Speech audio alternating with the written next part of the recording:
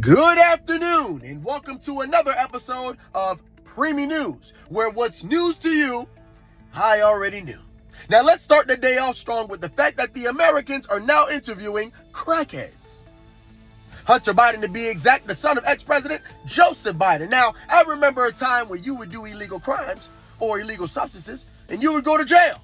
These days, your dad's the president, so you get pardoned, they sit you down in a chair in front of a camera and ask you a bunch of questions in an interview. Now, if you didn't know what crimes he was pardoned of, it was federal gun charges and tax evasion. But his dad was the president at the time and pardoned him of all those crimes. So that $1.5 million he owed in taxes no longer has to be paid. Now, I will say this.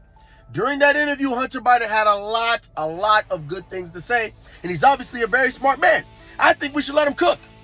Just not crack. He dropped a lot of good rocks, gems during that interview. But that's besides the point.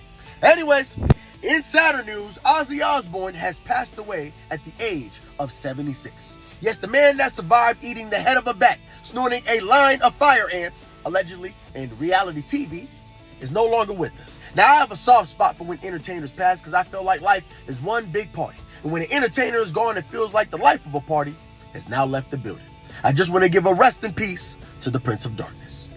In other news, Derrick Groves, one of the 10 inmates that escaped from that New Orleans prison, still escaped. He's still free. Yeah, it's been 66 days and the police said they're starting to run dry on hints and tips. Now me, I ain't no snitch, but police, I will tell you this. You either need to start looking out the country or you need to stop looking for Derrick. Start looking for Derricka. Anyways, in more news, racist man gets on Jubilee debate, says racist things, loses his job, and is now online begging for money. Good. Anyways, in interesting news, social media influencer Trisha Paytas had her baby today. Congratulations, Trisha. She named the baby Aquaman. Now, my name is Premi, so I have no place to talk about names, and I actually kind of like it. I'm tired of people naming their kids what everybody else named their kids. But I will say this. I find it interesting that his name is Aquaman, and he's already being flooded in online scrutiny. Yeah, y'all seen the comments under some of these posts about her baby? Yeah. Hide your kids from the internet, y'all.